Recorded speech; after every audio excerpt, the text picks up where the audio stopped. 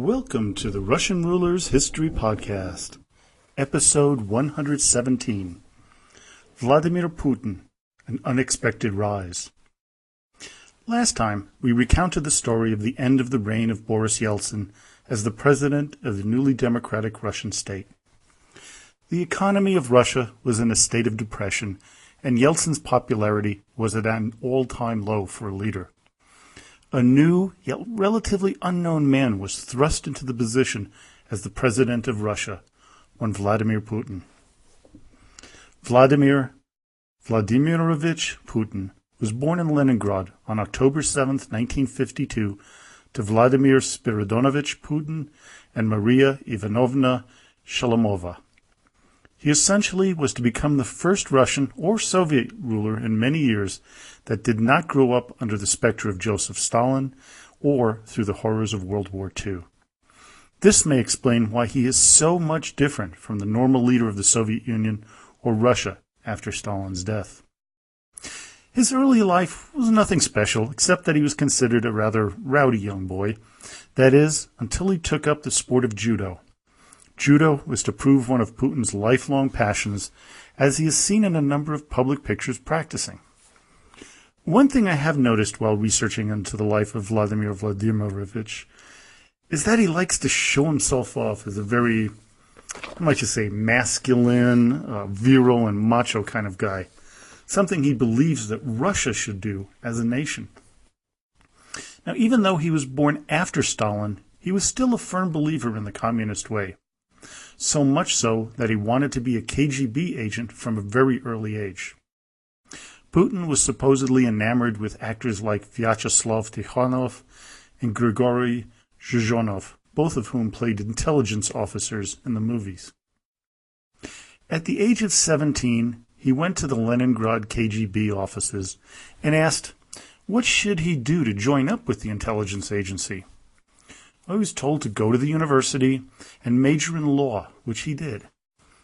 While attending Leningrad State University, one of his teachers was Anatoly Sobchak, who was to play a key role in his rise up the ranks in the post-Soviet days. When Putin was 22, he was offered a job in the KGB, but did not officially join them until the following year.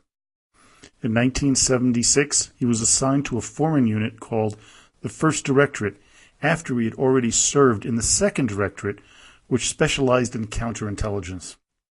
Now, the First Directorate of the KGB was used to spy on foreigners, including recruiting nationals outside of Russia to help the spy network. And his first post in 1985 was in the East German city of Dresden. Now, before that, in 1983, he married former airline stewardess Ludmila Shkrebneva. Putin's career in the KGB has been called dull, but he was considered a very efficient man, one who could get the job done, but with little flair or panache. All the while he served, the USSR was gradually falling apart, so when his former professor Sobchak, who by now was the mayor of the newly renamed St. Petersburg, called on Putin to join him, the future Russian leader quit the KGB and returned to St. Petersburg. Now, Putin's day of resignation was an important one, as it was in the midst of the attempted coup against Mikhail Gorbachev on August 20th, 1991. As he puts it, quote, as soon as the coup began, I immediately decided which side I was on. The decision was difficult, as he was a man of the system, but he felt that the Soviet system, with all its warts and corruption, was doomed. Yeltsin was now in power, and the job of rebuilding Russia into a democratic, free society was underway. Unfortunately, this was a time of incredible corruption, with the growth of the oligarchs, men of extreme wealth who stopped at nothing to grab as much of the resources of Russia as they could lay their hands on. Criminal activity was at an all-time high, and the Yeltsin government was either unable or unwilling to do anything to stop it.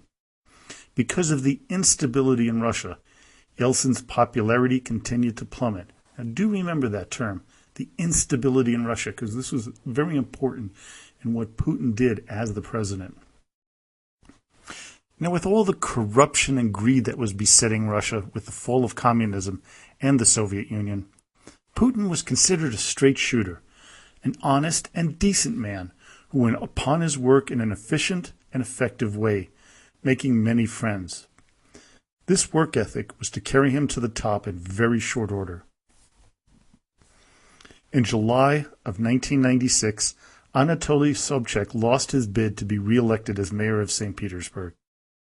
Putin was forced to leave his position as an aide to the mayor, but unbeknownst to him, he had already been spotted by one Anatoly Shubayas, who recommended Putin for a presidential position in the staff. Paul Borodin, the man who ran the staff, took note of the up-and-coming man and helped him along the way as well. For anyone who has watched Putin in action, he comes off as a bland and, you might say, boring man. Few in the Kremlin could have imagined in 1996 how far Vladimir would rise over the next few years. But rise he did. People noticed the efficiency with which he pursued his job. What also set him apart and made him such a trusted person was his complete lack of interest, or so it seemed, in any higher political office for himself. People surrounding President Yeltsin felt comfortable with Putin, basically unthreatened by his presence. In 1997, Putin became the deputy chief of staff and was appointed to a number of important committees. It was obvious that Yeltsin was watching the young man, and in May 1998 he was named first deputy chief of staff. A few months later, Putin was made the head of the Federal Security Service, once known as in the Soviet times as the KGB. He was to remain in the position as head of the FSS until August 16, 1999, when, in a surprise move, Boris Yeltsin made him prime minister and announced to the world that Vladimir Putin would be his successor. 137 days later, on December 31, 1999, Boris Yeltsin resigned as president of Russia and handed the reins over to Putin. Few gave the man a chance to win in the upcoming election, as Yeltsin was deeply unpopular and Putin was considered his man. But Vladimir was already considered a law and order man, and someone who was very pro-Russia, but he had a number of opponents. Two were Moscow Mayor Yuri Lushkov and former chairman of the Russian government Yevgeny Primakov. Both were enemies of Yeltsin and were bound and determined not to allow one of his pupils to gain control of the government. The first decree Putin signed as acting president was, quote, on guarantees for former president of the Russian Federation and members of his family. Basically, he said that no one could go after Yeltsin on corruption charges, and he later extended this decree to include anyone, including himself, from future prosecution. By this time, Putin had joined the newly formed Unity Party, which was the second most popular party in the Duma elections of 1999, with 23% of the vote. Because Yeltsin had resigned when he did, the election for the next term was moved up from June of 2000 to March 26th. Putin won the election with a surprising 53% of the vote and was inaugurated to his first four-year term on May 7, 2000. He immediately went to work. While Yeltsin was known for tearing down the old Soviet order and ousting the communists from power, he was basically inept at addressing the growing concerns surrounding his country. He was undisciplined and unable to create structures capable of fixing the problems facing Russia. Putin was the opposite, very organized and believing in the need to completely restructure the government, albeit slowly and methodically. He was also very blunt and honest with the Russian people, as shown by his January 1, 2000 speech, where he told the people about how bad things were in the country. This was not the way of the Russian rulers since the time of Peter the Great. Many of the czars were telling everyone that all was okay and that God was with the people and all would be better. The communist leaders foretold of the start of a new dawn someday, a Marxist-Leninist utopia that was just around the corner. Putin said otherwise. But not only that, he had a plan. First off, it was to create a vertical governmental system where the governors of the various oblasts were made to answer directly to Moscow, or else. He fought against the Federation Council, the upper house of the Duma, and shifted power back to his office. Putin then set up a system of 7 super districts that were to be run by personal appointees. But lest you think that Vladimir had done all of this in a bold and flashy way, think again.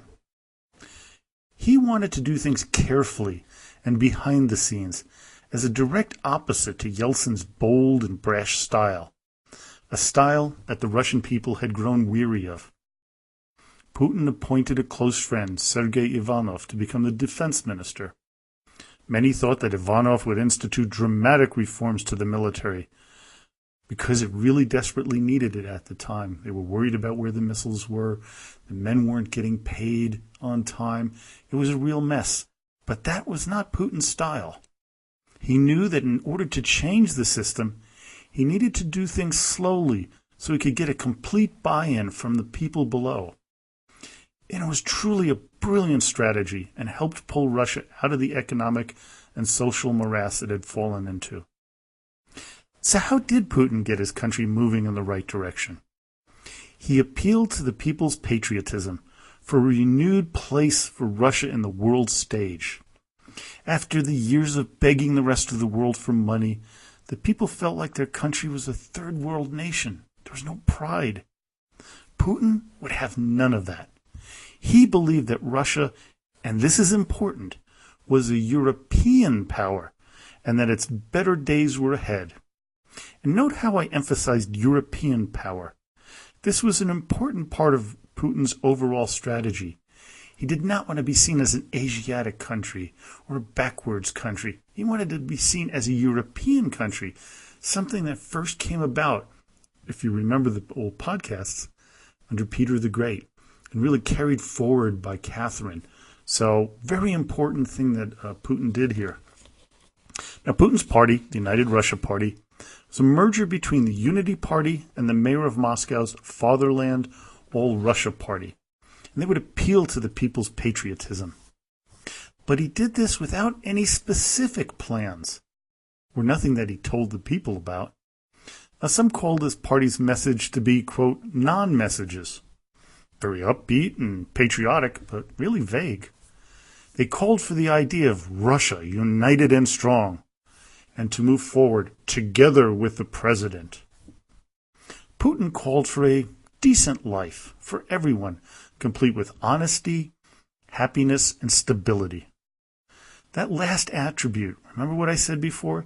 That was an important one to the people, as they felt that the worst part of the past 8 years was the instability caused by the breakup of the Soviet Union.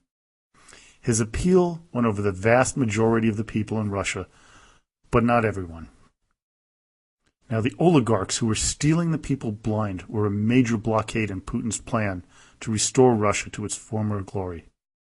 He knew he couldn't get rid of them all because they just wielded too much power, but he made a deal with some of the wealthy men, like Gennady Timchenko, Vladimir Yakunin, Yuri Kovalchuk, and Sergei Chezhimov.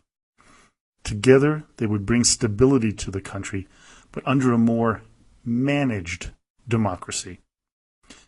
Putin made it clear early on, if you followed his edicts and towed the line, you could have all the freedoms you wanted. Cross his line, and there would be hell to pay. It didn't matter how wealthy and powerful you were. Oppose the president, and you would be dealt with accordingly. A case in point was the arrest of Mikhail Khodorkovsky, the head of the Yukos oil company, and at the time, one of the richest men in the world. He was helping to fund some anti-Putin groups like the Union of Right Forces.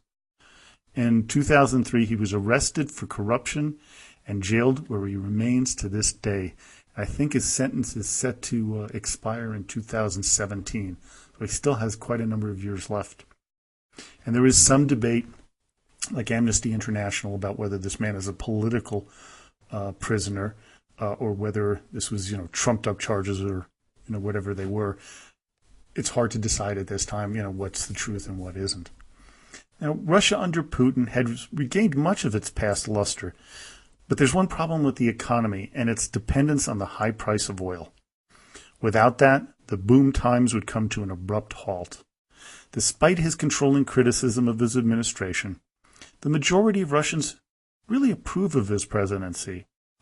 Where Putin's legacy will be needs years of time to judge, so I'm going to end it here. And it's also where I will end the podcast and the series of the Russian rulers.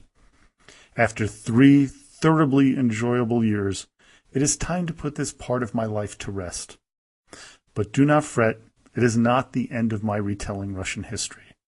From here, I'm going to take about a month or 2 off, but when I return, we will be changing of the name of the podcast to Russian History Retold. Because of the incredible feedback I've gotten from you, my listeners, at the website or at the Russian Rulers History Facebook page, I have a load of topics to cover, hopefully for at least the next 3 years. Well, I hope you enjoyed today's podcast. Please join us at Facebook at the Russian Rulers Facebook page, or go over to the blog site at www.russianrulershistory.com, where you can make a donation to the podcast to keep it going, or you can just make a comment, ask a question, or leave a suggestion. So, for the last time, I'll be signing off by saying, "До свидания и спасибо большое."